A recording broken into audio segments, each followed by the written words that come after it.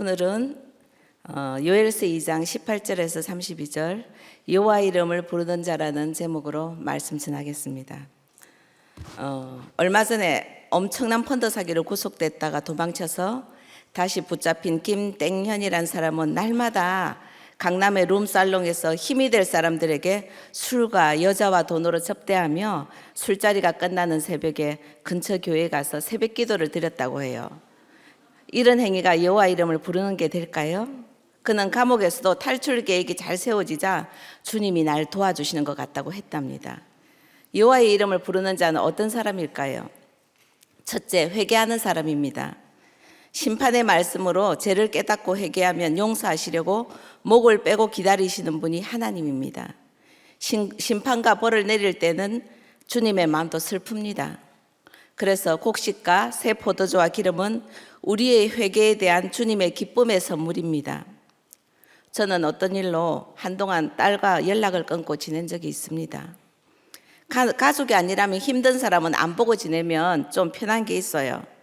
그러나 자녀는 연락 안 하고 지내면 항상 무거운 납덩이를 가슴에 올려놓은 것처럼 힘든 마음을 안고 지내야 합니다. 늘 생각 속에서 자녀가 떠나지 않고 어떻게 지내는지 눈으로 안 보니까 더 걱정이 됩니다. 그럼에도 불구하고 자녀도 자신에 대해 생각할 시간이 필요하기 때문에 지금은 만날 때가 아니라는 힘든 마음으로 살았던 적이 있어서 하나님의 마음을 아주 조금은 이해할 수 있을 것 같아요. 하나님의 이 마음을 안다면 그냥 우리는 진심으로 고백하면 됩니다. 하나님, 저 잘못했어요. 용서해 주세요. 사실 하나님의 사랑은 계산 없는 사랑이에요. 반면 우리는 사랑도 계산을 해서 상대가 안 변하는데도 끝까지 인내하는 건 손해라고 생각합니다. 기도도 하고 섬겼고 힘든 것도 참았는데 도무지 안 변해요. 이제 그만할래요 라고 합니다.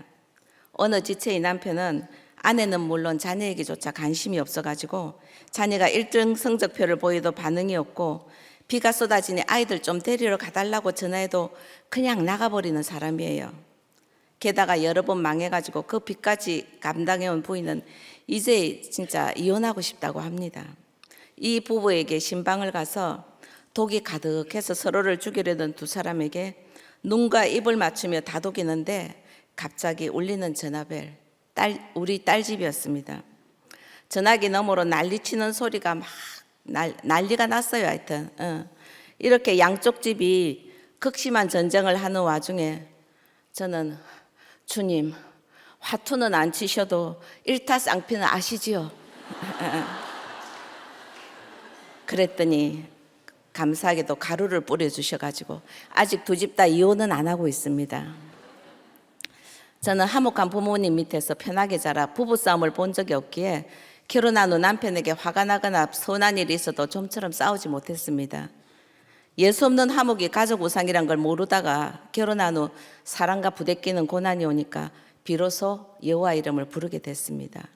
그 후 부모님도 교회에 오셨지만 여전히 성품이 앞선 신앙생활을 열심히 하시다가 100살을 앞둔 어머니가 젊을 때 낙태한 일이 자꾸 생각나 마음이 편치 않다고 하셨어요. 저는 엄마에게 어떤 죄라도 고백하고 용서 구하면 하나님은 다 용서해 주신다고 말씀드렸는데 70년 전의 죄라도 고백하고 회개하길 원하시는 주님의 마음이 느껴졌습니다. 그 시절 신여성이었던 어머니는 혼란한 시대에 자녀를 많이 낳는 건 무책임한 일이라는 합리적인 생각으로 아마 낙태하셨던 것 같아요. 그 고백과 회개가 있은지 얼마 후 어머니는 돌아가셨습니다. 어머니를 사랑하신 주님은 끝까지 그 회개의 고백을 받아내시고 천국으로 맞아들이신 겁니다.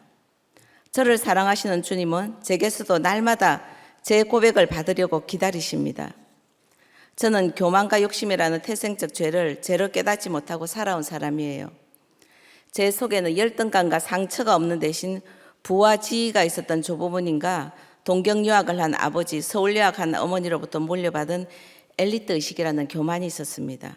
그래서 천박한 사람, 쌍욕을 입에 달고 사는 사람, 남을 이용만 하는 사람 등 양아치 같은 사람들을 무시했고 나는 그래도 괜찮은 자라고 여겼어요. 이런 저를 깨려고 주님은 가장 적당한 배필을 붙여주셨고 저는 아버지와 오빠와는 전혀 다른 남편의 강한 성격과 혈기에 놀라고 슬퍼하면서 힘든 신혼 시절을 보냈습니다. 그러다 태아가 죽는 사건으로 주님은 저를 구원해 주셨고, 그 후 남편의 외도 사건으로 힘들어하다 큐티 모임에 왔고, 자녀의 수고로 우리 공동체까지 오게 됐습니다. 그러면서 저희 구원과 거룩을 위해 가족이 수고한다는 목사님 말씀으로 남편과 자녀의 수고가 해석되면서 저희 뿌리 깊은 교만을 깨닫고 회개하게 됐죠. 또 다른 태생적 제약인 욕심으로부터도 자유로울 수 없는 저였어요. 저는 편하게 자라서인지 물질 욕심보다는 명예 욕심이 더 컸어요. 교수라는 직업이 저희 명예욕을 만족시켜 줄 것 같아서 그 길로 공부도 했습니다. 그러나 사회에 나가서는 대접받는데 집에서는 가부장적이고 혈기 많은 남편 밑에서 눈치 보고 힘든 자녀에게 시달리고 이러다 보니 자아실현이라는 목표에도 회의가 들었습니다. 그러다 사회적인 신분이 액세서리라는 목사님의 말씀을 듣고 욕심이 깨달아져서 강의도 강연도 다 그만두는 적용을 할 수 있었어요. 고난의 골짜기에서 들린 말씀이 내 욕심과 허영심의 핵심을 찔러주신 것이죠. 그러나 저희 교만과 욕심을 끝까지 부수기 위해서 주님은 계속되는 사건과 고난을 허락하셨고, 저는 그 괴로움에 허덕이면서도 말씀과 공동체의 힘으로 여기까지 올 수 있었습니다. 그동안 남편과 자녀로 힘들어도 싸움이 싫은 저는 남편에게 스트레스 받을 때마다 맞짱을 못 두고 속으로 욕을 하곤 했어요. 무슨 욕을 했냐고요? 심한 욕은 아니고 또 지랄하는구나 정도입니다. 강하지요? 그것도 했어요. 그런데 얼마 전부터 마음으로 비난하고 욕하는 저를 주님이 그동안은 봐주셨지만 이제는 그 수준에서 좀 더 나가야 되지 않겠냐고 물으시는 것 같았어요. 늘 남편에게 져준다고 생각한 저는 겉으로만 져준 아내였죠. 그러나 제 속에서 올라오는 생색은 제가 제대로 져준 아내가 아님을 말해주는 것이에요. 인격이 아닌 역할에 순종하라는 목사님의 말씀으로 순종을 배웠지만 죽지 못하는 내 속의 자아가 그것을 기쁨이 아닌 고통으로 인식하는 것이 문제였던 거죠.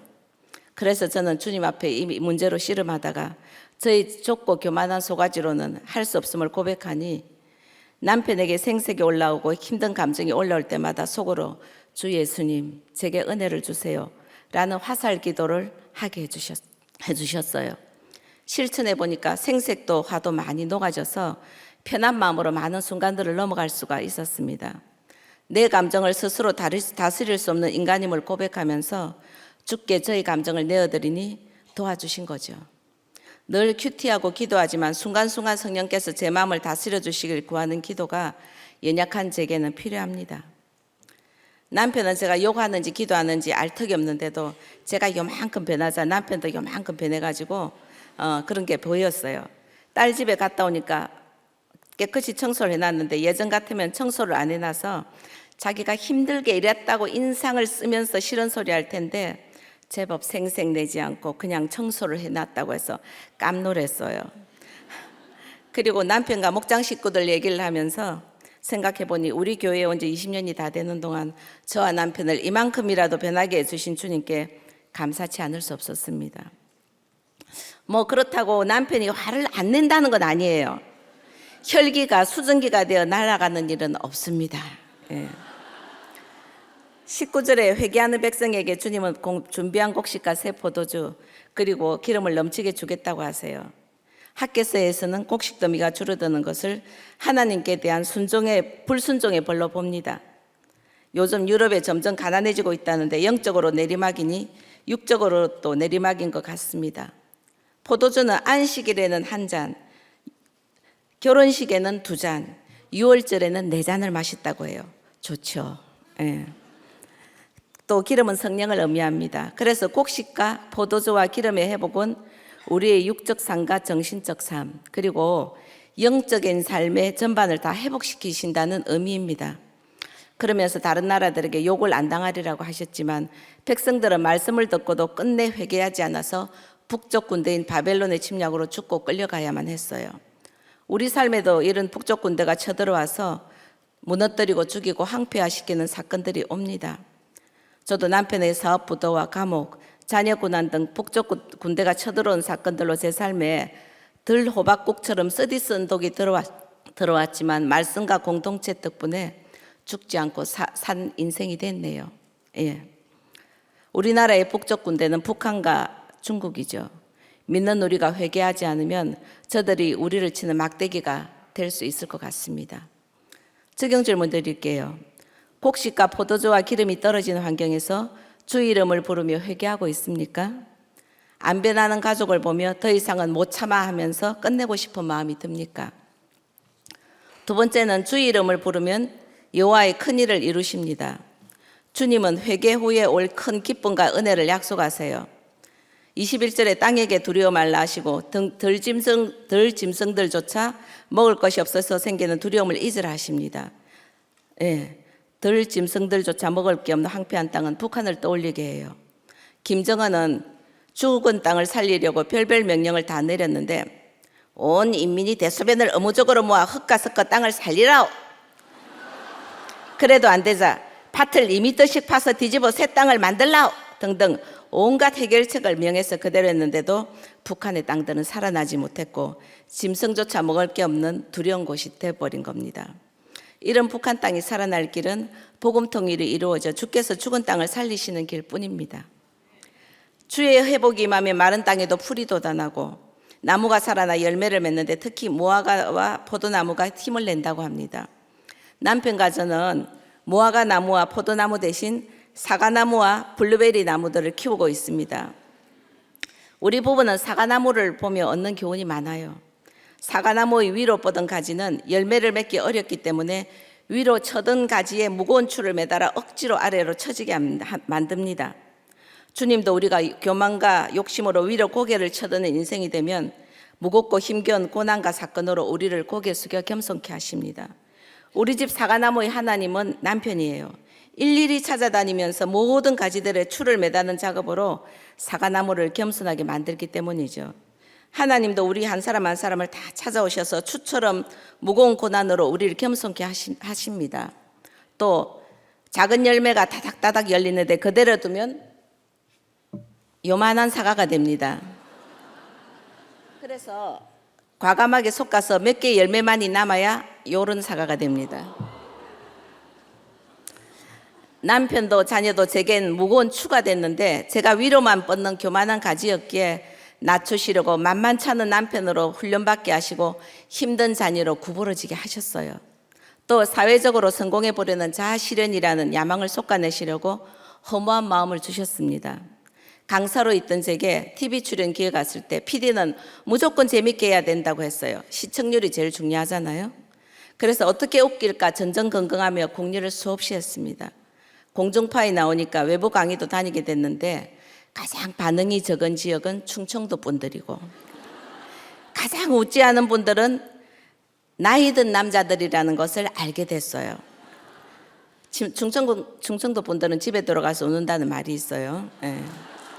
나이 많은 남자분들은 터미네이터의 아놀드 슈왈제네거처럼 굳은 표정에 전혀 변화가 없습니다. 어떤 유머를 해도 얼굴 근육 하나 변하지 않고 어떤 리액션도 하지 않는 분들인데 그런 분들 중 예배의 말씀을 듣고 눈물 흘린 간증을 들을 때마다 야, 그야말로 기적이다 이런 생각이 듭니다. 그런데 막상 강의도 방송 출연도 해보니 이것도 별것 아니구나 하는 마음은 제게 허무함을 주었어요. 그때 제가 그 일을 계속해 봤던들 뭐 얼마나 성공했겠어요. 그때와는 달리 사회적 성공이나 야망과는 전혀 관계없는 농부의 삶을 살고 있는 지금은 어떨까요? 세상 성공으로는 얻지 못하는 평강을 누리고 있습니다. 가평에 온 지 15년이 가까우니 우리 부부도 늙었어요. 농사를 지으며 육체 노동을 많이 하다 보니까 남편은 허리 수술, 저는 어깨 수술을 했습니다. 게다가 체력도 떨어지니 일하는 것이 힘겹게 느껴질 때도 있어요. 그래서 저는 농담으로 악덕 농장주 밑에서 일하는 농노라고 말하기도 합니다. 일 욕심이 많은 남편은 아이고 하면서 늘 또 진통제를 먹고 붙이고 하면서도 일을 합니다. 그 남편이 제게 가장 친절하고 상냥하게 말하는 때는 제가 밭에서 쇠 빠지게 일하고 있을 때입니다. 더운 여름에 몇 시간씩 열매를 따거나 찜통 같은 하우스 밑 안에서 고추를 끝도 없이 따다 보면 허리는 부러지게 아프고 온몸은 땀범벅에 또 농약 안 뿌리니까 벌레들이 많아서 막 물어댑니다. 귀향해서 우리처럼 살고 싶다며 부러워하는 분들에게 여름에 딱 사흘만 와서 농사를 해보라고 권하고 싶어요. 아마 낭만이 낭패로 변할 겁니다. 텃밭이 아닌 농장을 가꾸는 일을 해보니까 책가거를 숭상하면서 육체를 멸시하고 살았던 저희 교만을 절로 회개하게 됩니다. 육체 노동은 영혼을 단련시키는 효과도 있어요. 주님은 23절에서 메뚜기로 인한 피해 회복도 약속하세요. 너치도 황충도 팥중이도 다 메뚜기의 다른 이름입니다. 이처럼 우리 삶의 고난도 부도, 질병, 바람, 가출 등 이름은 다 다르지만 다 구원을 위해 쓰이는 메뚜기들일 뿐이죠. 적용 질문 드릴게요. 나의 교만과 욕심이 어떻게 낮아지고 깨어졌나요? 세 번째로 주의 이름을 부르면 성령을 부어주시겠다고 합니다. 28절의 이 예언은 사도행전에서 실현되었어요. 그런데 만민에게 성령을 부어주겠다고 하는데 생전에는 모인 유대인들에게만 성령을 부어주셨고 아이들과 청년, 노인들을 언급했는데 행전에는 청년 이상 연령대 사람들에게 성령이 임했습니다. 또 예언과 이상을 보는 것과 꿈꾸는 일이 일어난다 했는데 행전에는 방언의 성령 현상만 나타납니다. 그것은 사도행전의 성령 부음이 신약교회의 시작이고 완성이 아니기 때문이라는 생각이 듭니다. 우리가 다 성령이 임해서 구원을 받았지만 삶 속에서 성령 충만이 이루어져서 완성되는 데는 시간이 걸립니다. 몸이 뜨거워지고 방언하는 것도 성령 충만이지만 성령의 인도로 자라가는 것도 성령 충만이라면 이건 단번에 일어나는 기이한 현상에만 국한될 수 없다는 것이죠. 그런데 자녀들이 미래에 대한 꿈을 꾸고 그 꿈을 실현해 나갈 존재들인데 살 날이 얼마 안 남은 노인들이 꿈을 꾸다니 무슨 소리입니까?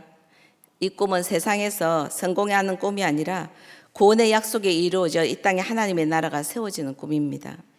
안 믿는 노인들은 꿈을 잘 안 꿔요. 그래서 어찌하면 편안하게 건강하게 노후를 보낼 수 있을까만 염려합니다. 말로는 아이고 내가 죽어야지 하고는 바로 내 약 어디 있노 내 약 하면서 각종 영양제와 치료제를 잘 챙겨 드세요. 죽음이 두렵기 때문이죠. SG 공동체 집사님들은 한 달에 한 번 모여서 기도를 하는데 수백 분의 기도 열기가 얼마나 뜨거운지 몰라요. 하나님의 말씀에서 자신의 죄와 연약을 봄으로써 내가 꿈꾸는 구원의 일은 오직 주님만이 이루실 수 있다는 걸 알고 주님께 기도하니 우리가 꿈꾸는 사람들입니다. 그런데 이런 꿈은 거저되는 게 아니고 고난을 거치지 않고는 꾸기 어려워요. 고난으로 자신의 무능함을 뼈저리게 느끼고 절망하면 꿈을 이루시는 주체가 하나님뿐이란 걸 알게 되니까요. 고난과 실패의 인생을 살아보지 않는 아이들은 예언이 실현되기 위해서 이렇게 긴 시간 고난의 광야를 가야 된다는 걸 모릅니다. 청년들은 환상을 본다고 하셨어요. 선지자나 사명자에게 나타난 환상은 당신의 뜻을 계시해서 백성들에게 외쳐 회개하게 하는 사명 주시려고 허락하신 겁니다. 이 일은 불같은 열정과 순수함과 힘이 있는 청년들에게 어울리는 일이죠. 탈북자들은 북한이란 말만 들어도 얼굴이 창백해지고 덜덜 떨 만큼 북한에 대한 트라우마가 심하다고 해요. 그럼에도 예수 믿은 탈북자 중엔 다시 북한에 들어가 순교한 청년들이 많습니다. 금철이라는 탈북 청년도 북한의 구원을 위해 기도하다가 하나님의 빛이 북한 땅을 뒤덮는 환상을 보게 된 후 주위의 만류에도 불구하고 결국 돌아가 복음을 전하다가 잡혀 가장 처참한 고문을 받고 순교했다고 합니다. 31절에 여호와의 크고 두려운 날은 구원의 완성을 뜻하는데 예언과 환상과 꿈이 이루어지기 위해서는 먼저 해가 어두워지고 달이 핏빛이 되는 고난의 사건이 온다고 합니다. 이런 때에 무서워 말고 공동체 안에서 여호와의 이름을 부르면 구원을 얻습니다. 어떤 분이 좋은 공동체인지 아는 방법은 그곳에 웃음이 있는지를 보면 된다고 했어요.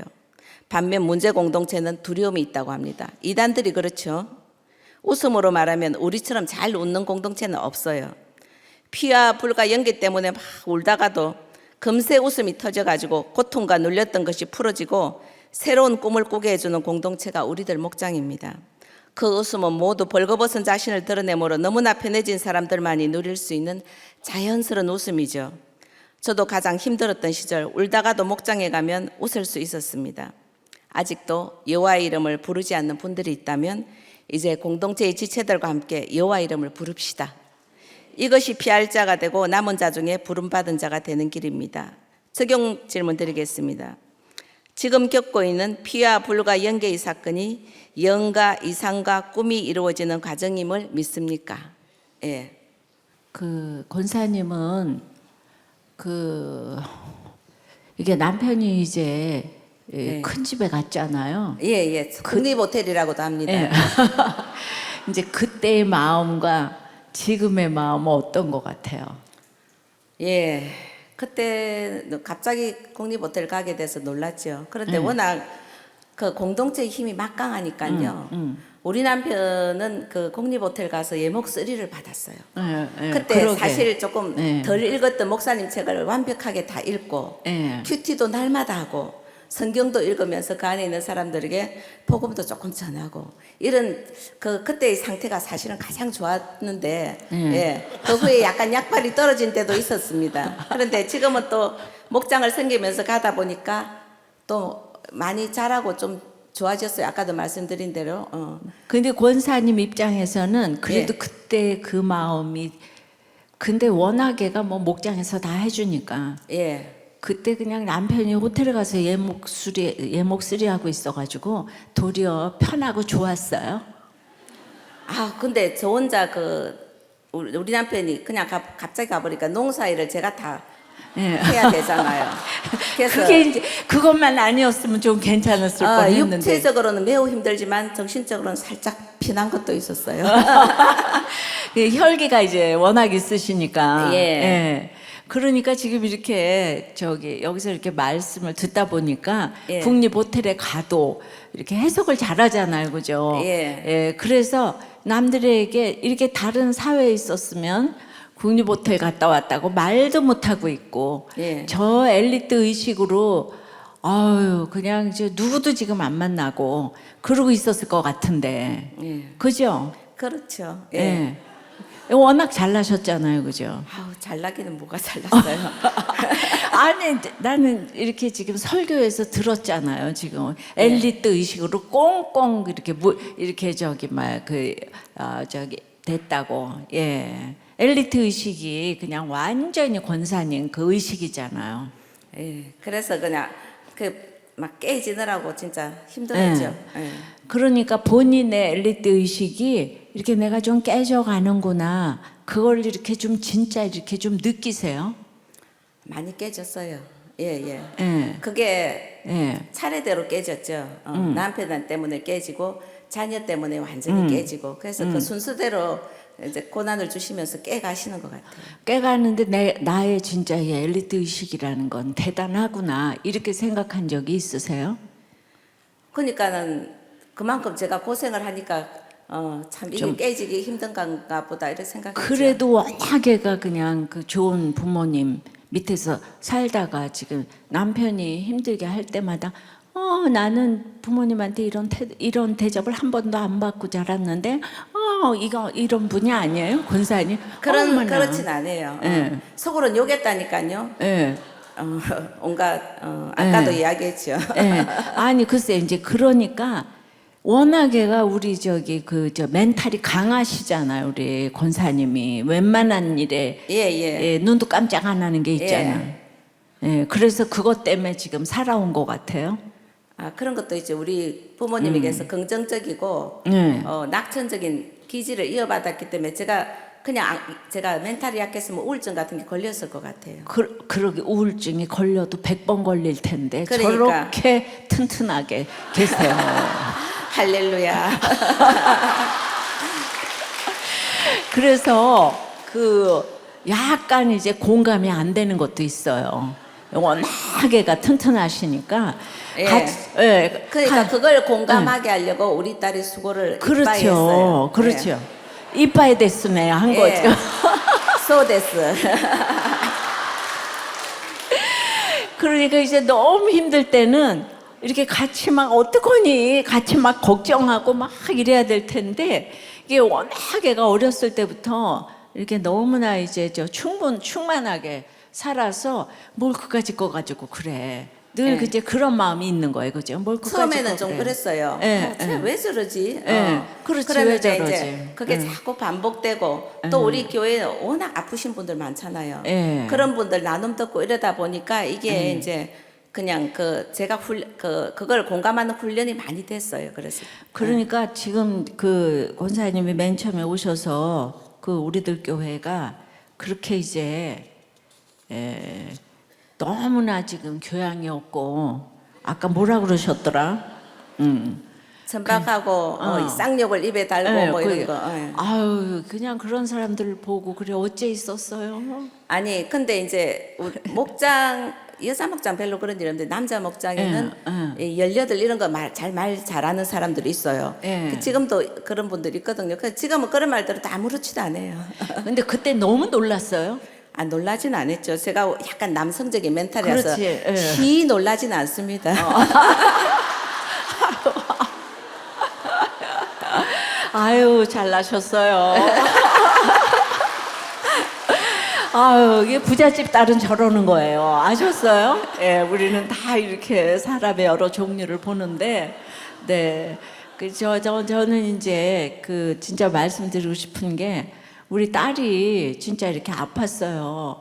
아팠는데 어떻게 결혼을 할 수 있을까? 그런데 좋아한다는 남자가 나타나더라고요. 그런데 그래서 결혼 생활 잘할 수 있을까? 그냥 너무 그래도 결혼을 했구나. 그냥 그런데 근데 지금 결혼한 지 몇 년째 됐죠? 거의 이제 10년 다 돼 갑니다. 그런데 글쎄 지금 하여튼 이혼을 하지 않고 있어요 지금. 예. 이게 너무 놀라운 기적이에요. 너무나 전쟁을 치르는데도 아직은 이혼 안 한 게 그래서 저는 목사님이 기도해 주신 덕분이라고 생각합니다. 그래서 신랑도 그렇게 어떻게 이혼을 그래도 안 하고 있어요. 이거 나는 웬 기적인지 모르겠어요. 그러니까요. 예, 그러니까 내가 보기에도 참 어떻게 저 살까 하는데 그게 진짜 하나님께서 이렇게 지켜주시는 게 아닌가 대표적인. 예, 그래서 나는 그 딸 때문에 우리 권사님 돌아가시지 않나 했는데 너무나 이렇게 멘탈 튼튼하게 굳건하게 잘 계셔가지고 해석 잘하고 그러니까 아픈 그러면은 좀 이렇게 권사님처럼 이런 게 좀 필요할 것 같아요. 너무나 그냥 어떡하니 이런 거보다는 이렇게 아까 얘기한 것처럼 그래도 마음속에 늘 납덩이처럼 지금 무겁다 그러시잖아요. 그러니까 딸 때문에 가장 거룩하게 되신 것 같아.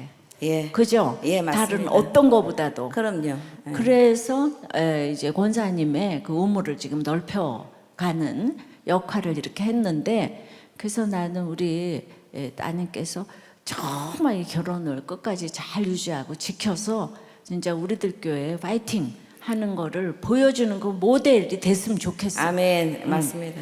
예. 그냥 많이 지금 힘드세요. 권사님 많이 힘드신데 진짜 저렇게 내색을 하지 않으니까 진짜 엘리트 맞아요. 예.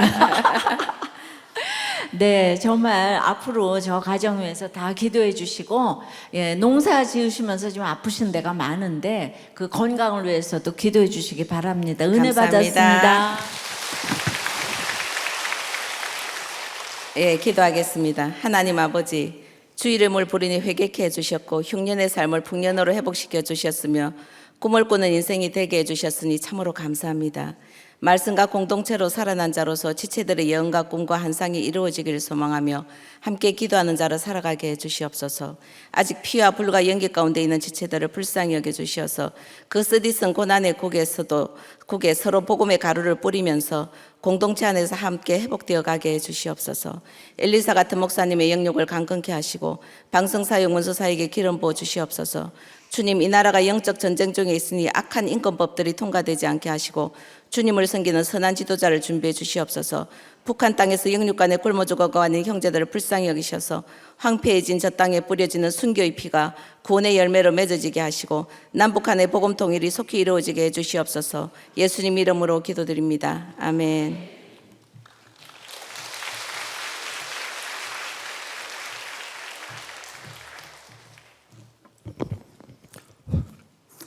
네.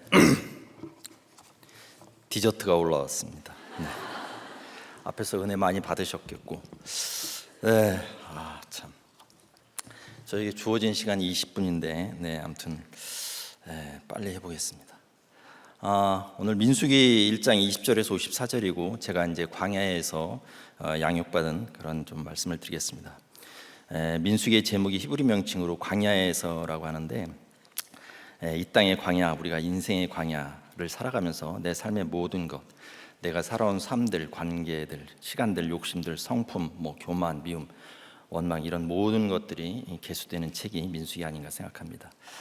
저희 죄패는 대표적인 것이 이혼입니다. 저희 출애굽은 전처에게 이제 쫓겨나고 이혼당하고 이렇게 망하는 사건으로 이제 시작이 되었습니다. 이혼은 총체적인 죄악의 집합체이고 제 삶의 결론이기도 합니다. 이혼하기까지 제 모든 죄악들이 생각해 보니까 거기 다 들어있더라고요. 그래서 저희 성품이나 사고방식, 저희 말투, 눈빛, 뭐 내 삶의 구석구석에 있는 모든 악과 음란들이 이혼을 통해서 다 드러난 그런 결론이 되었던 것 같습니다. 민수기는 출애굽 후 2년에 이제 시내산에서 출발하면서 쓰인 책인데 제가 이제 집에서 쫓겨나고 우리들 교회 올 때에 그때 시간이고 제가 우리들 교회에서 이제 살아가면서 그런 이제 생각하고 그런 이야기입니다. 첫 번째로 이제 나를 계수해야 합니다. 본문을 보면 유다 지파가 이제 가장 많은 번성을 이루었는데 실질적인 장자 요셉의 에브라임과 므낫세를 합친 것보다 더 많습니다. 이렇게 회개하고 구속사로 세워지고 그러면 이제 번성하는 것 같습니다. 제가 속해 있다고 생각되는 전 항상 베냐민 지파라고 생각을 하고 이제 성경을 보는데 베냐민은 여전히 이제 연약한 지파입니다. 저는 집안에서 팔남의 막내로 자랐기 때문인지 늘 이제 형이나 아버지의 보호의 대상이었고 저 스스로도 강하다고 생각한 적이 없고 베냐민을 보면 항상 그런 같은 처지를 이렇게 느끼게 됩니다. 저는 마음이 약하고 늘 불안하고 걱정이 참 많은 사람이었습니다. 형들은 운동도 잘하고 건장했는데 덩치도 나보다 항상 컸고 저는 제일 약하고 자주 아프고 운동도 잘하는 것이 없었습니다. 이렇게 마음과 몸이 약하다 보니까 잘 숨고 피하고 또 비겁하고 치사한 면이 많습니다. 인격이나 성품적으로 내세울 만한 것이 없습니다. 잘 삐지기도 하고 또 제 생각으로 제 선입견으로 상대를 오해를 잘하고 미움도 참 많은 것 같습니다. 이런 제가 이제 12지파 중에 이제 어느 지파냐 그러면 이제 베냐민한테는 참 좀 미안한데 주저없이 전 항상 베냐민이었습니다. 베냐민은 이렇게 연약한 중에도 늘 아버지의 보호를 받을 것이고 가나안에 들어가서도 보니까 유다 옆에 항상 붙어 있더라고요. 그리고 남유다로 이렇게 나누어질 때도 두 지파가 유다와 베냐민이고 성경을 읽다 보면 베냐민은 형 요셉보다 유다에 더 잘 붙어 있는 것 같더라고요. 베냐민을 생각할수록 저의 연약하고 찌질한 모습이 참 닮아 보입니다. 근데 사사기에 보면은 이스라엘 자손 중에서 이제 베냐민이 끊어질 뻔했고 그래도 실패한 왕으로 초대 왕도 또 해보았고 또 신약의 영웅 사도 바울의 베냐민 지파라는 것이 저에겐 또 위안이 되었습니다. 저도 세상의 그 정욕으로 구원해서 끌어낼 뻔했고 또 실패한 가장으로 잘 나갈 때 모습도 있었고 그래도 인생의 후반기에 이제 우리들 교회에 이렇게 와가지고 바울처럼 믿음의 길로 가게 되는 것 같습니다. 하지만 오늘 계수에서는 꼴찌 므낫세보다도 베냐민이 3,200명 정도 많고 근데 므낫세가 요셉 지파잖아요. 그래서 베냐민이 결국 맨 꼴찌, 완전한 꼴찌인 것 같습니다. 제가 그 꼴찌의 모습으로 바닥을 치는 낮아짐으로 이제 우리들 교회에 오게 됐습니다. 완전히 쫓겨나고 망하고 이혼당해서 왔습니다. 그래서 처음에는 이제 찜질방 그리고 누나네 집 뭐 이렇게 한참 살다가 천에 40만 원 하는 원룸에서 이제 살 때 우리들 교회 왔는데 그래도 이제 그때는 제가 어느 정도 이제 정비된 때였습니다. 저는 재혼하신 아버지와 초혼이신 어머니의 팔남매 중 막내로 자랐습니다. 어머니께서 자녀들을 교육시킨다고 이제 모두 데리고 서울로 올라가셨고 저는 이제 입학나이에 맞춰서 나중에 서울로 올라왔습니다. 가정 형편이 참 어려웠고 잘 사는 친구들이 참 부러웠고 저도 잘 먹고 잘 사는 것이 인생의 목적이 돼서 의대에 들어갔습니다. 졸업 후에는 부잣집 외동딸과 결혼하고 또 학생 때는 공부가 우상이었고 졸업 후 사회에 나와서는 정말 돈이 우상이 돼서 열심히 살았습니다.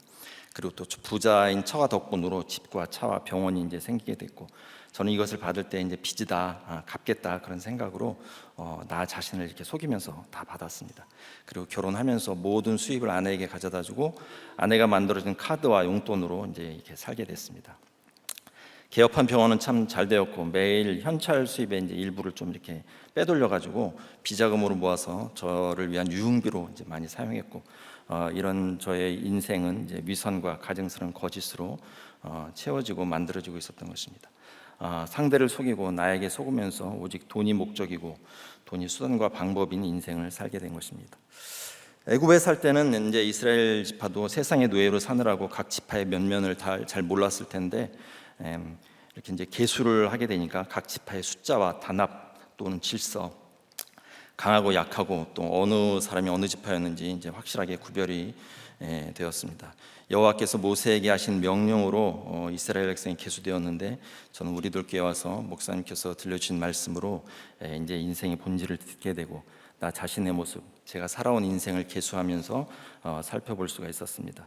그 전까지는 저 자신을 정말 몰랐습니다. 매번 합리화하고 변명하고 잘난 척하고 이렇게 겉모습으로는 또 주일에 교회 가는 척하는 그런 모범생 같이 보였지만, 우리들 교회 와서 보니까 나의 진짜 찌질한 모습을 많이 보게 되었습니다.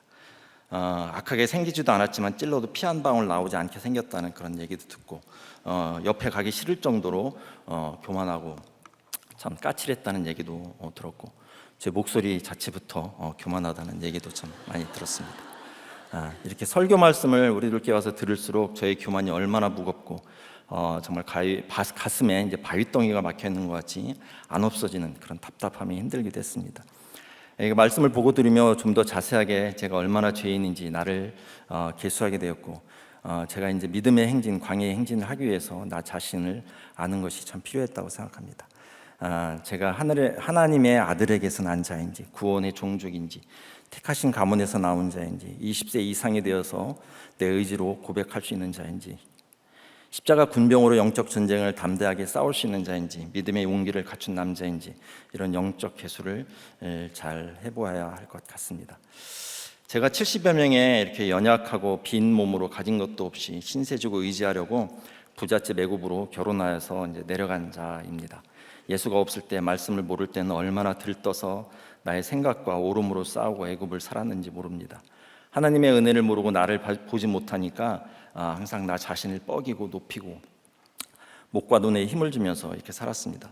세상 유흥과 재미를 즐기면서도 교회를 다니는 자로 불안함과 좀 두려움이 있었지만, 얼마 지나지 않아 죄에 대한 불감증으로 너무 당연하다는 듯이, 이렇게 살아야 된다는 듯이 세상 쾌락을 즐기며 살았습니다. 하나님의 징벌이 두려웠지만 아무 일도 없었고, 마치 사도행전에 보면 바울의 말을 듣지 않고 세상 선주 선장의 말을 듣고 순하게 부는 남풍에 항해하듯이 저에게 아무 일도 안 일어나고 다 잘 되었습니다. 그렇게 가다가 어느 순간에 나의 가정이라는 배는 예수님의 모래톱에 걸려서 파산된 것입니다. 우리들 교회 와서 이제 사도행전 큐티하다가 제가 망한 이유를 알게 되었습니다. 저의 교만과 자랑으로 세상을 의지하면서 정말 별 인생을 살아보려고 그렇게 살았는데, 그 모든 것이 한순간에 흩어지고 무너질 수밖에 없다는 것을 알았고, 지금은 말씀대로 믿고 살고 누리는 우리들 공동체와 함께 예배하고 이렇게 목장하면서 광야를 살아가는 진짜 별 인생이 되지 않았나 생각합니다. 적용 질문 드리겠습니다. 어떻게 우리들 교회에 오시게 되었나요? 지나온 과정을, 인생을 살피고 계수하고 있나요? 나의 믿음 상태는 지금 광야를 지나가기 위해 절박함과 간절함이 잘 준비되고 있나요?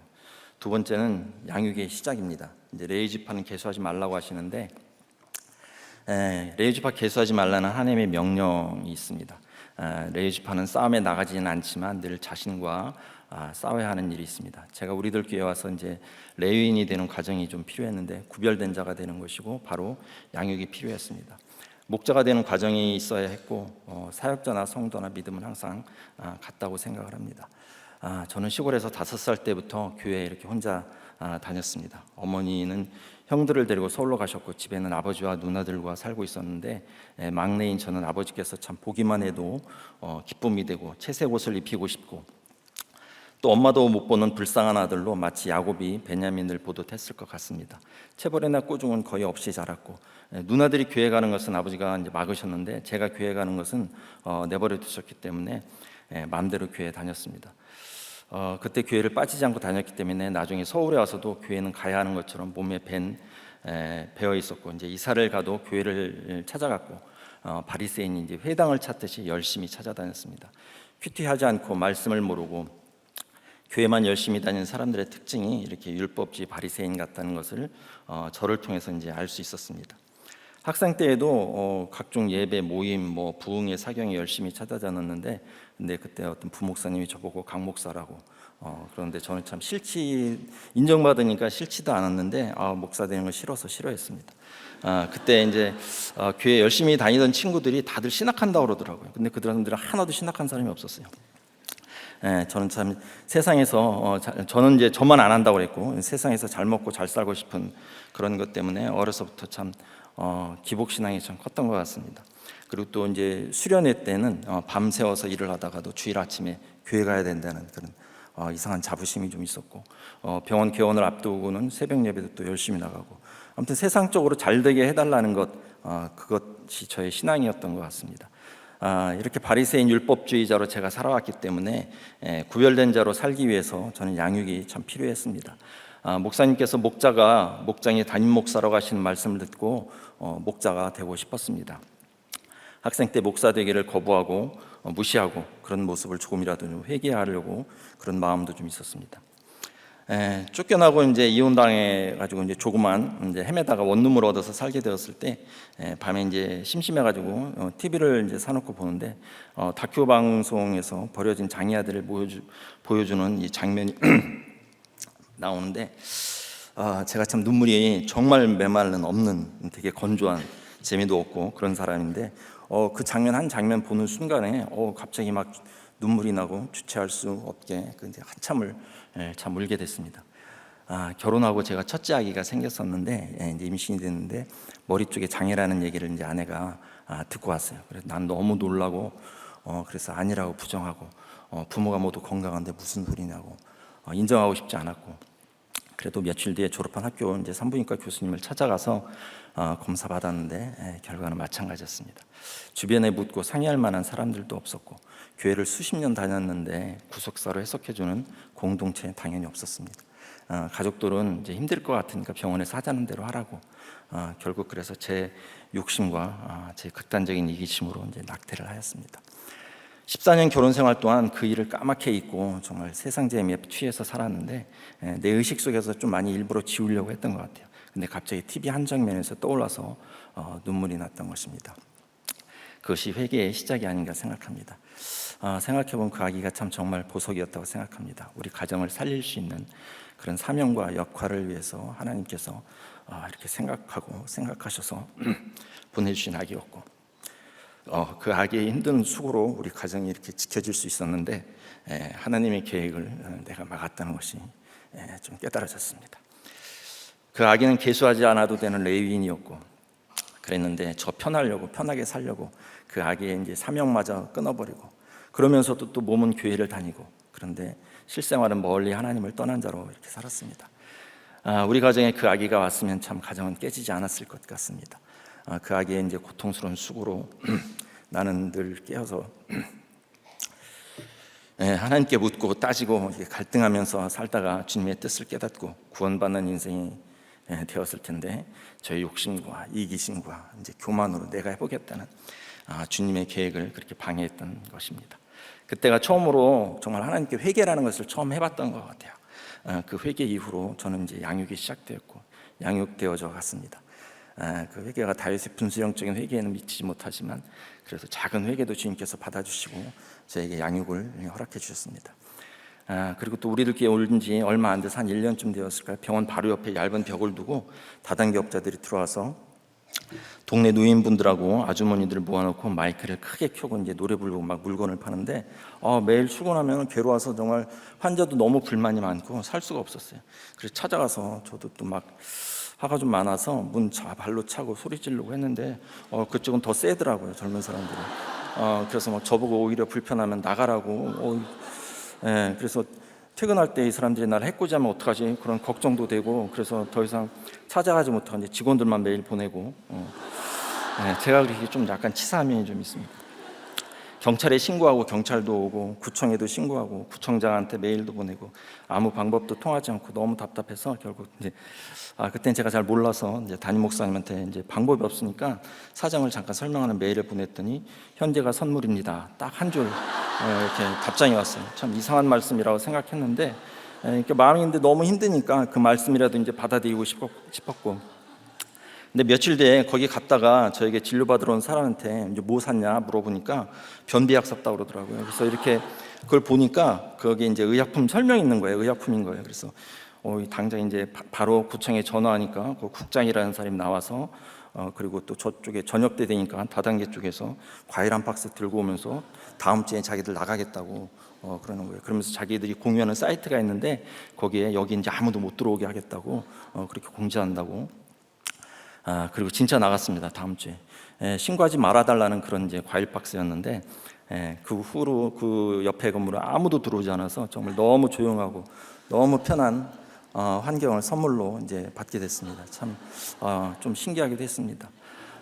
띵크 양육을 이제 받는 막바지였을 때 8월 15일에 친구들과 이제 골프 잡혔거든요. 이제 14일에 1박 2일로 초원 수련회를 가더라고요. 이제 당연히 나는 골프를 가려고 이제 다 해놓고, 근데 양육을 이렇게 매주 받으면서 생각이 좀 바뀌었어요. 그래서 골프는 가기 며칠 전에 다른 친구 대신 가게 하고 14일 밤에 혼자 이제 수련회를 갔습니다. 이제 가면서 내가 이상하다, 왜 그러나 이런 생각을 했는데, 요즘 보니까 이제 그게 현타더라고요. 그래서 지금 이제 양육 시즌인데 받는 분들 너무 열심히 받다가 내가 왜 이러나, 이래도 되나 인데 오는데, 내가 보니까 경험자로서 너무 잘 하고 가장 가치 있는 일을 하고 있다고 말씀드리고 싶습니다. 아무튼 처음 가는 수련회 밤에 혼자 가가지고 모든 것이 어색하고 망설여지고, 근데 아무튼 가고 싶었어요. 도착해서 어디로 가서 뭐를 해야 될지 모르고 좀 불편했는데, 어색하고 이런 것들이 여전히 내가 이제 인정받으려는 그런 교만함, 뭐 아까 목사님 말씀하신 엘리트 그런 게 아주 뿌리 깊게 남아 있던 것 같습니다. 밤에 이제 우리 목장 식구들 밤에 이제 치킨 사 먹으러 나갔는데, 시내에 예전에는 친근하게 느껴지던 그 유흥주점을 지나갈 때 정말 마치 굉장히 낯설게 금지구역처럼 이렇게 느껴졌습니다. 그것도 이상했습니다. 이렇게 띵크 양육을 시작으로 이제 레윈이 되어가고 있었던 것 같고, 그 후에 이제 바로 이어서 양교, 또 예목 완투, 이제 기회가 오는 대로 받으라는 대로 바로바로 받아서 목자 되고 부목자 되고 이제 목자가 됐습니다. 적용 질문 드리겠습니다. 양육을 어디까지 받으셨나요? 최선을 다해서 진심으로 받았나요? 양육받을 때 가장 큰 회개의 사건과 변화는 무엇인가요? 현재가 선물이라고 인정이 되십니까? 세 번째는 직분을 받음, 이게 이제 책임을 지킬지니라, 이제 큐티 제목인데, 세 번째 대지 본문을 보면은 목자로서 목장을 운영하는 사명과 역할을 말씀해 주시는 것 같습니다. 자신들에게 정해진 그 진, 목장을 치되 목장별 그 진영과 군기 곁에서 조심스럽게 행하고 나대거나 들르지 말고 겸손하게 도와가면서 순종하며 가야 합니다. 그리고 모세처럼 언제나 결론은 말씀에 묻는 것이고 말씀대로 행하는 것입니다. 제가 목자가 된 그 뒤에 이제 후에는 생활이 아주 심플해졌습니다. 세상에 잡다한 것들 모두 없어지고, 친구들과 모임도 이제 참석은 하는데 자리의 경계, 재미의 경계를 좀 지키려고 하고, 거의 얼굴만 보고 저녁만 먹고 오는 일이 거의 다입니다. 그리고 목자가 된 그 후에 그 해에 어느 때처럼 수요예배 이제 드리고 이제 10시 넘어 저녁 먹고 자는데 전화벨이 와서 받아보니까 상가 소장이고 병원에 불났다고. 그래서 새벽에 이제 급 1시에 병원에 가보니까 3분의 1, 4분의 1 정도 부은 병원 탔고, 아침까지 이제 혼자 물을 다 퍼내고 이제 아침 돼서 집으로 가는데 참 막막했습니다. 그래서 그래도 또 이제 습관이 있으니까 큐티를 하는데 생각나는 것이, 제가 목자가 되고서도 버리지 못했던 음란 동영상 엄청 많이 모아놨었습니다. 그리고 욕심 때문에 온전하게 못하던 또 11조 두 가지가 이렇게 생각이 나더라고요. 외장 하드웨어를 모아둔 음란 동영상을 다 지우는데 정말 너무 통쾌하고 시원하고, 제가 이게 죽는 것이구나, 근데 결국 이기는 것이구나, 이제 그걸 알게 되고, 또 11주를 내기 위해서 ATM기에서 항상 이렇게 꺼내는데 그때 항상 기쁘고 감사보다는 아깝다는 생각이 들어서 온전한 11주를 못했습니다. 그래서 아나니와 삽비라는 그때 이제 죽었는데 저는 불나는 것으로 감해 주시고 살려주시는 것 같고, 음란과 그 욕심을 불태워버리라는 그런 것을 보여주신 것 같습니다. 이런 분명한 하나님의 메시지가 목자가 된 그 해에 저에게 사건으로 보여주신 것이고, 병원보다 더 중요한 것이 목자이고 레위인이라고 말씀해 주신 것 같았습니다. 이것이 하나님의 양육이고 제가 하나님의 자녀라고 하나님께서 확인시켜 주시는 사건이었습니다. 목자로서 사명과 책임이 참 중요하다는 것을 보여주시고, 죄의 뿌리인 음란과 욕심을 가지고 믿음의 행진을 하는 것을 용납하시지 않는 것입니다.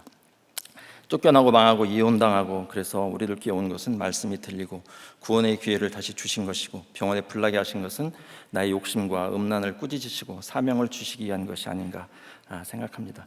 구원을 위한 과정에는 반드시 대가가 있다고 합니다. 그리고 또 초원지기가 돼서 참 걱정 많이 했습니다.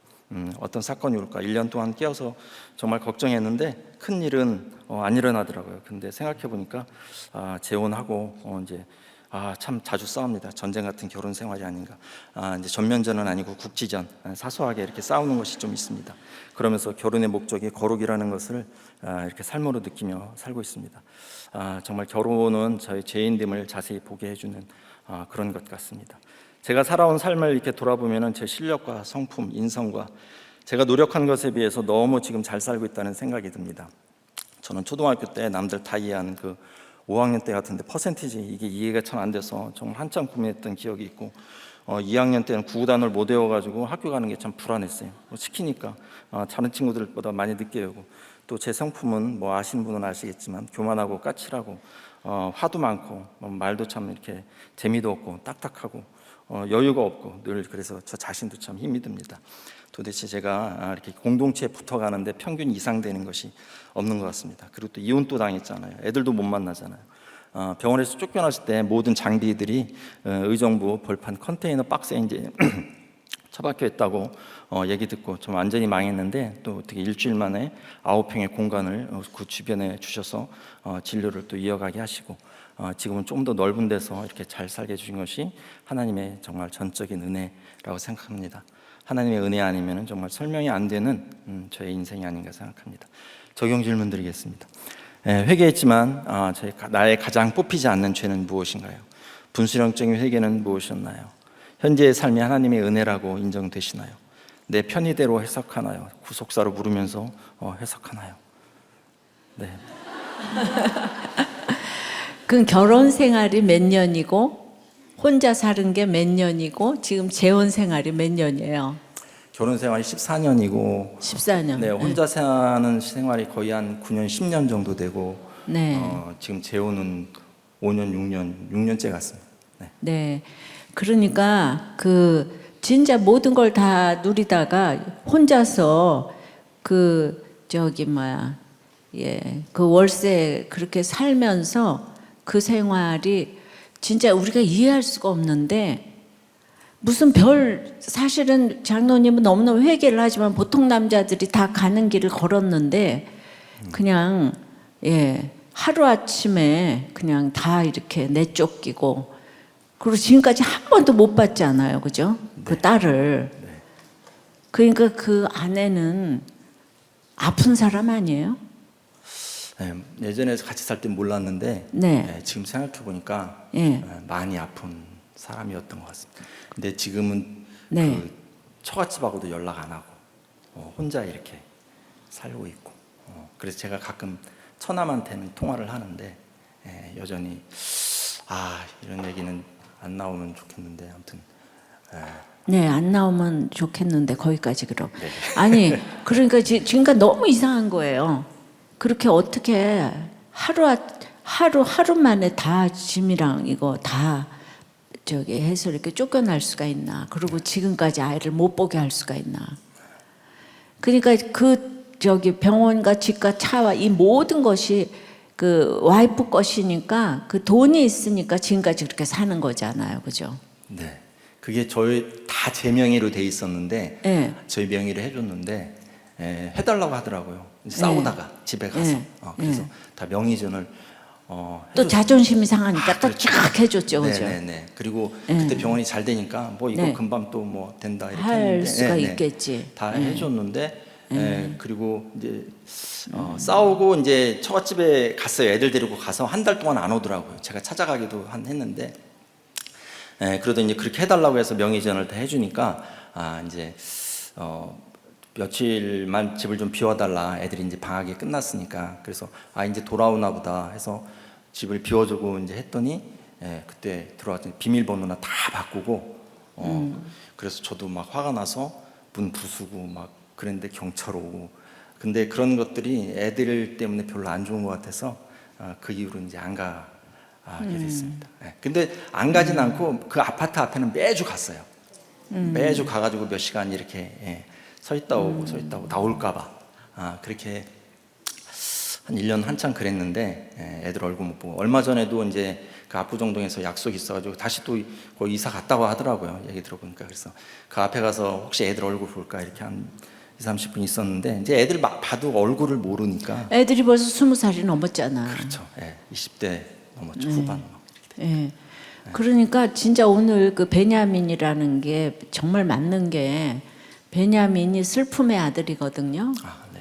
예, 그런데 보니까 물어뜯는 일이에요 또. 네. 딱 맞네. 딱 맞네요. 예, 그런데 진짜 항상 그 유다 옆에 붙어 있잖아요. 예, 그 10년을 지금 혼자서 그 원룸에서 지금 이 얼마나 기가 막힌 광야예요.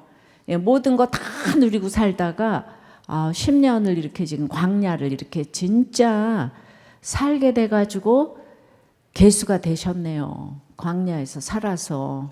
예, 네. 그랬는데 이제 저런 분이 저렇게 그냥 우리들 교회에서 저런 조건을 가진 재혼남은 구하기가 아주 어렵거든요. 예. 그런데 누구하고 하나 하고 이렇게 봤더니 이게 보니까 또 정말 적합한 우리 이제 집사님하고 이렇게 살게 되었는데, 자, 재혼재미가 정말 어떠신지 솔직한 얘기를 한번 얘기해 보실까요? 네. 재훈 좋습니다. 한마디.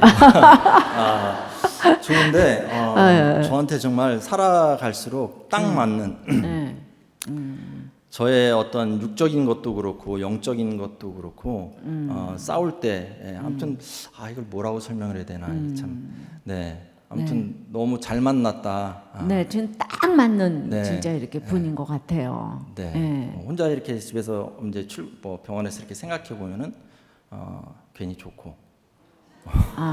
근데 어떤 때는 싸우면은 그 아파트 지하 주차장에 이제 주차장에 한참 이제 앉아 있어요. 들어가기가 싫을 때도 있고.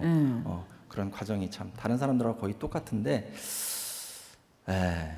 복음의 가루가 뿌려져서 그런 거 아닌가. 네. 아니 그러니까 10년 이렇게 혼자 살았는데 지금 가족이 있다는 게 굉장히 안도감이 그렇죠. 네. 생기잖아요. 네. 예, 그러니까 이제 우리 그 집사님이 잘 택한 거죠. 사실은 이 장로를 택했지. 돈도 하나도 없는 의사였지만 지금 이제 10년 동안 살면서 저분이 실력이 있어가지고 그 아무것도 없고 쫓겨났는데 지금 말이에요. 막 워커힐 아파트에 살잖아요. 예, 그냥 그거 전부 다. 그러니까 애초부터 그렇게 믿음으로 아무것도 없어도 믿음 있는 여자를 택해서 살았으면 얼마나 좋았겠어요. 그렇겠죠. 네. 근데 그때는 이제 그게 안 되는 거지, 그지? 그러니까 우리 청년 아이들이 이혼 안 하는 게 돈 보고 안 하니까 이렇게 쌓아가니까 다들 이혼 안 하는 것 같아. 근데 이제 부자였다고 망해도 다들 너 때문이야. 이래서 또 안 살고 또 이런 너 때문이야가 바람을 펴도 너 때문이야. 이러는데 네. 그래서 지금 하여튼 예수 안에서 시작을 하면은 세상적으로도 지금 금세 회복을 시켜주시고 그 다음에 지금 때마다 회개하셨잖아요. 회개하니까 그때부터는 이제 쌓아지는 거예요. 그 전에 거는 다 모래 위에 쌓은 성이니까 하루아침에 다 허물어졌는데 그래도 그냥 그 딸 보고 싶어서 어떻게 살으셨을까 이 생각이 진짜 들고 예, 그 맨날 앞에 가 있었다는 말이 뭔지 이해가 진짜 너무 되고 그러니까 우리 그 장로님이 그렇게 까칠한 거예요. 그렇게 교만한 거예요. 그래서 이런 그냥 광야에서 딸도 못 만나는 이런 이제 벌을 받았는데 그래도 그렇게 교만한 사람이 어떻게 우리들 교회는 와서 다녔을까 이것이 궁금해요. 저도 이게 제 의지로는 제가 만약에 옛날에 이혼하기 전에 우리들 교회를 알았고 다녔으면 안 다녔을 것 같아요. 왜냐하면 제 안에 하나님이 없고 내가 내 생각이 그때는 정말 말도 못했어요. 제가 너무 자아가 강해가지고 항상 내가 옳았어요. 그러니까 말씀도 내가 옳았고 말씀을 보는 것도 내가 옳았고. 그래서 나도 참 너무 무서운 당신이에요. 예. 그런데 여러분 이렇게 교만하고 지금 본인이 다 교만하다고 얘기하잖아요. 이런 분들도 복음 안에 오면은 복음 가루가 이렇게 다 뿌려져서 독이 없어졌잖아요. 그러니까 여러분들 예수를 믿게 하는 게 이렇게 최고고 어떤 사람도 고치지 못할 사람은 없다. 이렇게 생각하고 얼마나 이 고난이 축복인지를 보시죠. 그러니까 고난이 왔다고 버리고 도망가고 할 게 아니라 이때가 저기 복음을 뿌릴 때다. 그리고 모시고 오셔야 되는 거예요. 그죠? 그리고 이제 지금 그거는 너무 정말 아프고 우리가 기도 제목이긴 하지만은 앞으로 무슨 일을 당해도 우리는 이제 장로님 편을 들어줄 수가 있어요. 이 모든 것들을 다 얘기하고 왔기 때문에 그래서 우리 자녀들도 다 정말 예수 믿고 같이 이렇게 합쳐지는 날이 왔으면 좋겠어요. 네, 아멘. 네, 감사합니다. 오늘 특별히 제일 은혜 받은 게 14년 전에 그때 낙태했던 아이.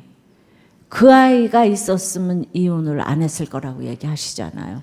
그러니까 그 아이가 온 집안 식구들의 광야가 되어져서 모두 예수 믿고 가족을 지킬 가장 큰 교두보였는데 그 믿음의 보석인 줄을 몰라보고 낙태를 했다고. 오늘 이건 굉장히 우리한테 메시지를 주시는 겁니다.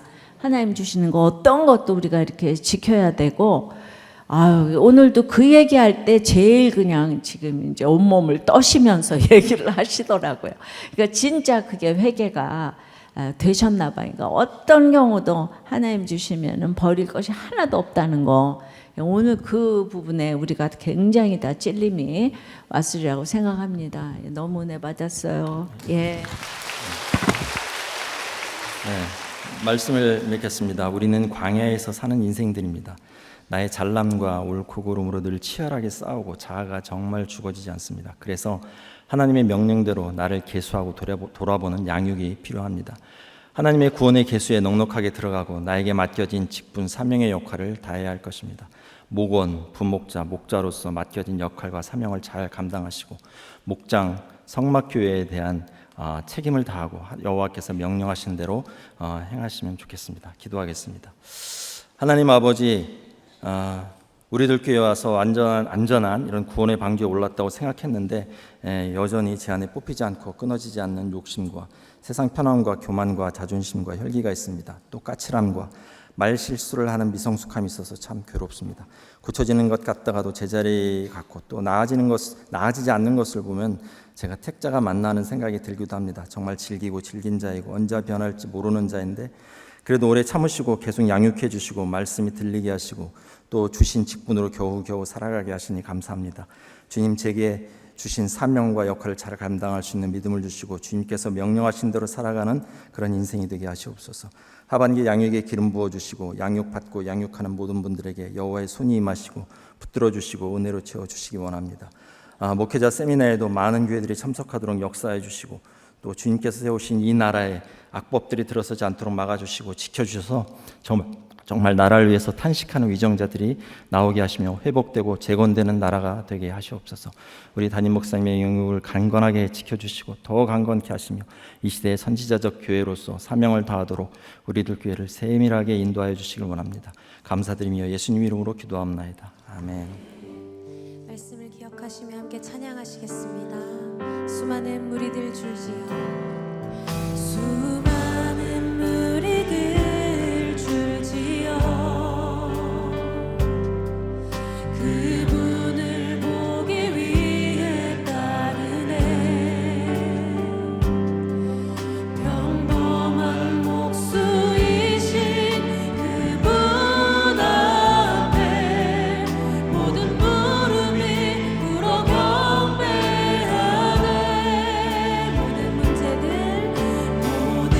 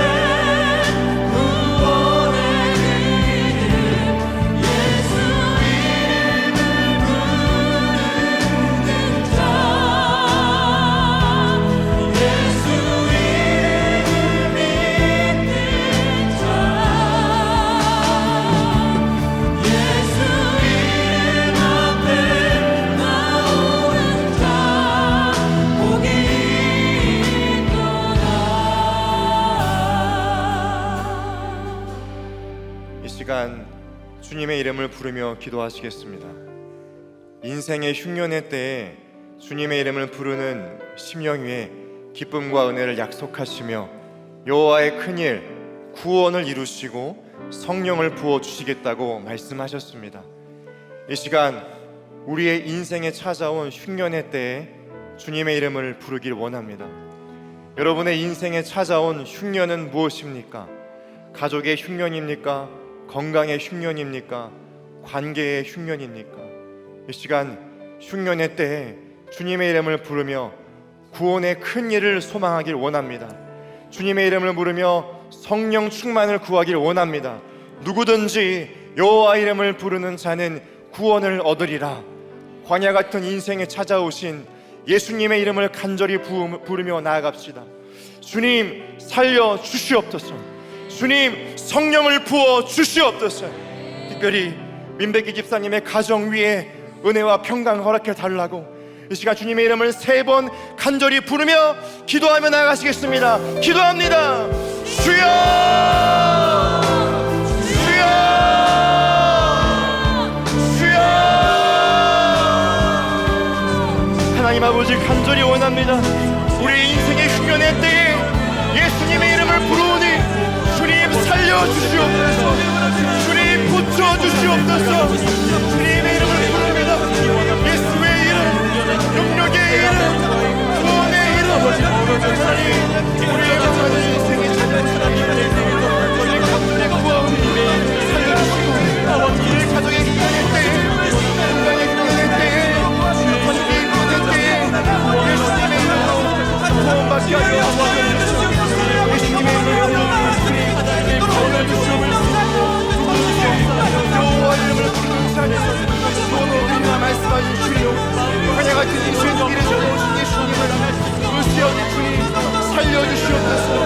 예수님 십자가에 달리신 예수님의 이름을 간절하여 사도를 살려주시옵소서. 새롭게 하여 주시옵소서. 은혜를 구합니다. 아버지 하나님 내 가정과 내들을 부어주시고 은혜와 평강으로 충만하게 하여 주십시오. 살려주시옵소서.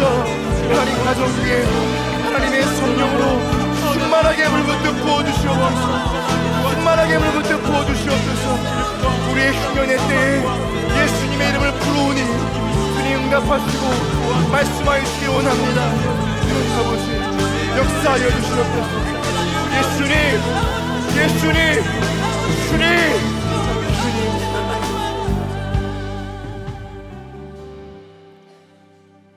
민수기 말씀은 내 삶의 시간, 욕심, 성품, 교만, 미움 같은 모든 것들이 이 죄들이 계수되는 책이라고 하셨습니다. 인생의 광야를 허락하신 것은 지나온 인생을 지금 나의 삶의 모습을 계수하며 양육받으라는 은혜임을 기억하시기를 원합니다. 하나님의 말씀대로 날마다 나의 죄를 계수하고 회개하며 양육받은 레위인이 되게 해달라고 기도하기를 원합니다. 우리에게 주신 사명을 잘 감당하게 해달라고 죽음의 독이 가득한 나의 삶에 복음의 가루로 회복되게 해달라고 기도하기를 원합니다. 주여 여전히 나의 죄를 계수하지 않으려는 완고한 죄악을 불쌍히 여겨 주시옵소서. 끊어지지 않는 나의 욕심과 교만, 자존심, 혈기의 독을 복음의 가루로 예수님의 보혈로 깨끗하게 하여 주시옵소서. 광야의 시간을 통해서 나의 죄를 낱낱이 계수하며 회개하게 하여 주시옵소서. 그래서 우리의 삶, 가정, 직장 곳곳에서 영적 전쟁으로 담대하게 싸우는 십자가 군병으로 서게 해달라고 이 시간 주님의 이름을 간절히 부르며 다 함께 통성으로 기도하시겠습니다.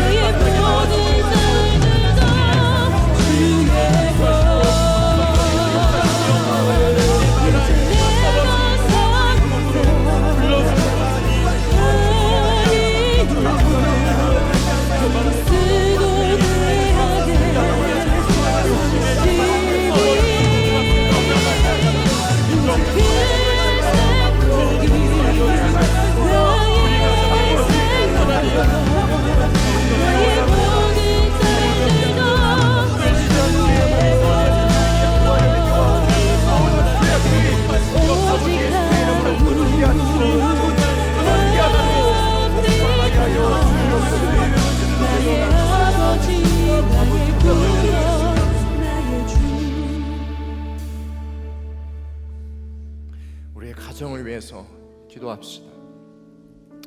권사님께서 어떤 일로 이 딸과 연락을 끊고 지낸 적이 있다고 하셨던 말씀이 기억이 납니다. 가족이 아니라면 힘든 사람을 안 보면 편하다고 하셨는데, 저는 가족 또한 무심하게 외면하며 살아온 죄인입니다. 하나님의 사랑은 계산하지 않는 사랑인데, 가족을 위해 기도한다고 말은 하면서도 제 생각이 옳고 그름으로 판단하며 힘들다고, 그만하겠다고, 모든 관계를 끝내고 싶다는 완악한 마음을 수없이 품고 살았던 죄를 고백합니다. 혹시 변하지 않는 배우자를 포기하고 싶으신가요? 지긋지긋한 자녀의 문제로 더 이상 못 참겠다고 말하고 계신가요? 오늘 주님, 나는 할 수 없습니다 라고 인정합시다. 나의 이름으로는 피와 불과 연기 가운데 있는 가족을 살릴 수 없음을 고백합시다. 가족 구원이라는 큰 일을 위해서 예수님의 이름을 부르며 나아갑시다. 쓰디쓴 죽음의 독과 같은 우리의 가정에 내가 죽어지고 죽어져서 복음의 가루로 살리게 하여 주시옵소서. 흉년의 때를 지나는 우리의 가정이 공동체에 머물러 앉아 살아나게 하여 주시옵소서.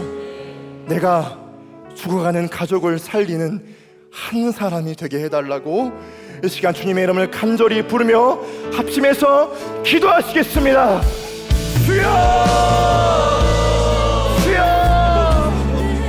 하나님 아버지, 주님 앞에 나아갑니다.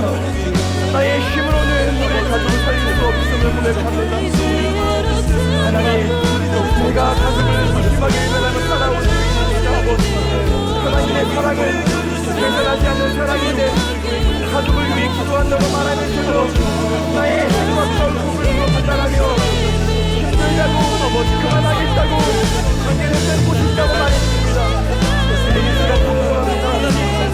포기하고 싶은 배우자, 지금 생각하는 문제로 더 이상 못 참겠다고 부모님들을 주여 살려주시고, 내 이름으로 살릴 수 없다고 주 예수님의 이름을 부르며 아버지 앞에 맡겨드리기 원합니다. 아버지, 우리 우리 가족들이, 우리 가족들이 내가 살아나게 하여 주시옵소서. 살아나게 하여 주시옵소서. 아버지, 말씀 못해서 살아나기를 간절히 원하옵니다.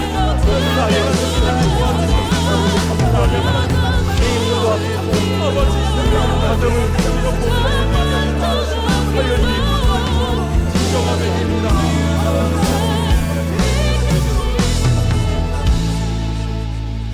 마지막으로 공동체와 나라를 위해서 기도하시겠습니다. 우리 교회를 세우시고 구속사의 말씀을 전하는 사명을 감당하게 하신 주님께 감사하며 나아갑시다. 우리 교회의 다음 세대가 장래의 일을 말하고, 어른 세대가 구원의 꿈을 꾸며, 젊은 세대가 이상을 보게 하여 주시옵소서.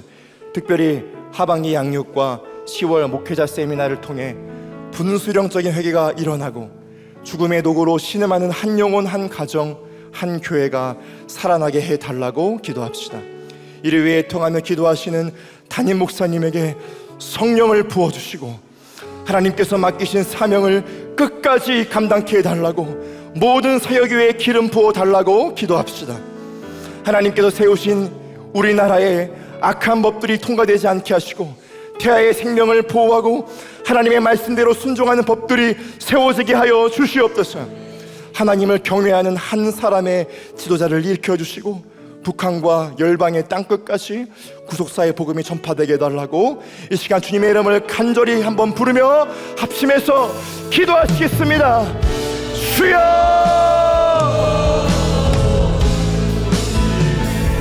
아버지, 우리 교회를 세우시고 아버지 구속사의 말씀을 전파하는 사명을 감당케 하신 주님께 감사합니다.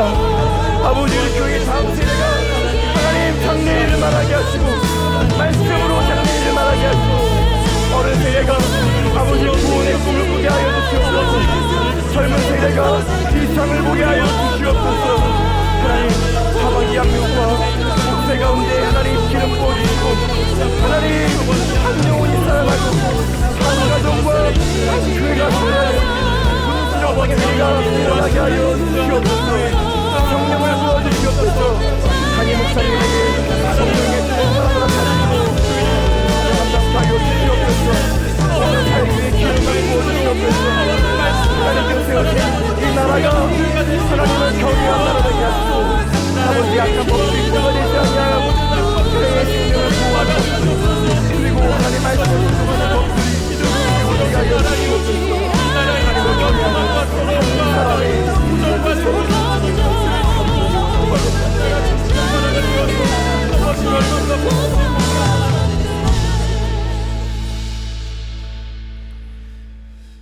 하나님 아버지, 겉모습은 사역자인데 제 속에는 끈질긴 미움과 원망, 교만과 혈기로 살아온 인생님을 고백하오니 불쌍히 여겨 주시옵소서. 인간적인 성품으로 포장했지만 말투와 눈빛, 나의 옳고 그름이라는 죽음의 도구로 가족과 공동체를 죽이고 구원을 가로막았습니다. 특히 가족 구원을 위해 통하기보단 변하지 않는 가족과의 관계를 그만하고 싶다고, 끊어버리고 싶다고 했던 완악한 마음을 용서하여 주시옵소서. 주님의 이름을 부르오니 예수님 살려 주시옵소서. 예수님 구원하여 주시옵소서. 예수님 성령을 부어 주시옵소서. 우리 모두가 광야 같은 인생길에 흉년의 때에 주님의 이름을 부르며 나아가기를 소망합니다. 날마다 말씀을 통해서 스스로의 죄를 계수하고 회개하도록 도와주시옵소서. 죽음의 도구로 흉년의 때를 지나는 모든 가정이 구원과 해독 공동체에 머물러 앉아 살아나게 하여 주시옵소서. 우리들 교회가 구속사의 말씀을 전파하는 사명을 충성도에 감당하게 하시고 양육과 띵크 목회 세미나를 통해서 구원의 계수에 속한 한 영혼, 한 가정, 한 교회가 일어나게 하여 주시옵소서. 주님께서 맡기신 사명을 위해서 애통하시는 담임 목사님의 영육을 강건하게 하시고 모든 사역 위에 기름을 부으사 성령으로 충만케 하여 주시옵소서. 하나님께서 세우신 우리나라에 하나님을 대적하는 악법들이 통과되지 않게 하옵시고 태아의 생명을 보호하는 법과 하나님의 말씀에 순종하는 법들을 허락하여 주시옵소서. 우리나라에 복음의 가루로 해독하는 지도자 한 사람을 세워 주시옵소서. 북한 땅에도 말씀대로 먹고 남는 구원의 역사가 일어나게 하여 주시옵소서. 자연재해와 전쟁으로 흉년의 때를 겪고 있는 온 열방 위에 예수님의 복음이 전해지고 주님의 이름을 부르며 구원받는 역사가 일어나게 하여 주시옵소서. 이제는 우리 주 예수 그리스도의 십자가 은혜와 하나님 아버지의 끝이 없는 사랑과 성령 하나님의 날마다 교통하심이 흉년의 때에 여호와의 이름을 부르며 말씀으로 양육받고 구원의 사명을 감당하길 소망하는 모든 성도들의 삶과 모든 가정 위에 지금로부터 영원토록 함께 하시기를 간절히 축원하옵나이다. 아멘.